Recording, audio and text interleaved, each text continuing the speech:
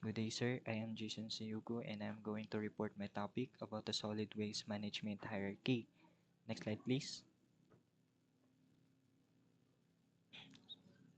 So, what is solid waste management? The solid waste management hierarchy is a critical framework uh, for addressing the growing challenge of waste generation and its impact on the environment. So, the hierarchy prioritizes actions that reduces the amount of waste produced, extending the lifespan of products and recovering materials and energy, and ultimately disposing of waste in a manner that minimizes harm to the environment. The principles of reduce, reuse, recycle, recover, and dispose guide this hierarchy, emphasizing the importance of sustainable waste management practices. So, next slide, please. So, the aims of the presentation. The solid waste management hierarchy is a guideline for managing and reducing waste and effectively and sustainability. Next slide, please. So, we have 7 actions on solid waste management. So, the first one is prevention. So, the most preferred method involves minimizing the waste generation in the first place.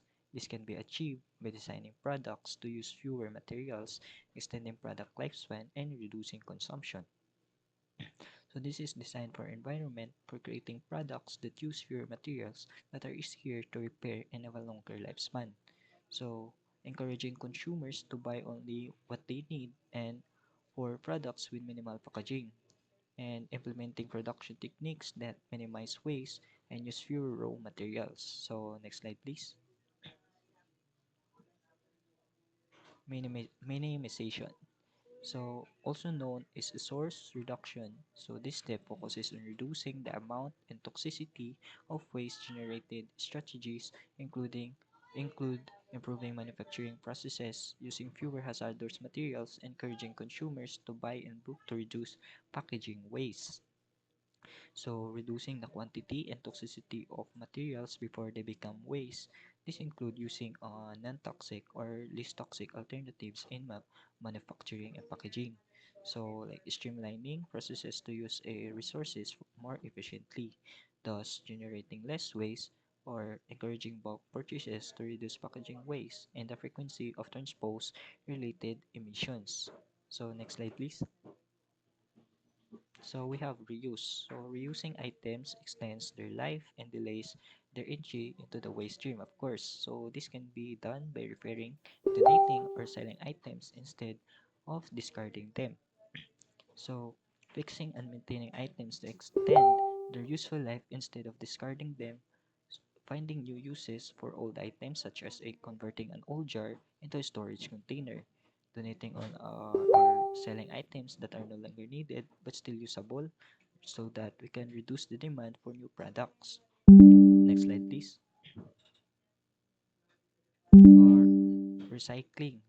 Now, recycling involves processing materials to make new products, so this reduces the needs for raw materials and the energy required to produce new items. Commonly recycled materials include paper, glass, plastics, and metals. Collecting and processing recyclable materials like paper, glass, and metals and a certain plastic to create new products. So, system where materials are recycled back into the same type of product, such as aluminum cans becoming new cans. Recycling organic waste such as food scraps and yard waste into valuable compost for soil enrichment. Next slide, please.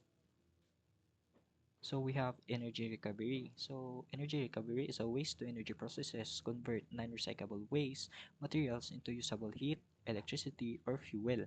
So this methods helps to reduce the volume of waste sent to landfills and provides an alternative energy source, of course. So next slide, please. So we have the disposal. The least preferred option involves disposing of waste in landfills or through incineration without energy recovery. Proper disposal methods are crucial to minimizing environment and health impacts. So, engineered sites designed to safely isolate waste from the environment, preventing contamination of air and water. So, without energy recovery, burning waste materials primarily for volume reduction with emission control measures in place. So, safe hazardous waste management, especially design facility for the treatment and disposal of hazardous waste to prevent harm to humans and the environment. So, next slide, please. In conclusion, the effective waste management is pivotal to safeguarding our environment and ensuring the sustainable use of resources. By adhering to the principles outlined in the solid waste management hierarchy, we can significantly reduce waste production and its negative impact on our planet. So, next slide, please. Please. Embracing prevention, reuse, recycling, energy recovery not only conserve resources but also fosters a more sustainable and healthy future for all. It is imperative for individuals, communities, and industries to commit to these practices, driving collective efforts towards a cleaner and more sustainable world. Next slide, please. So, I guess that ends my report, and thank you for listening.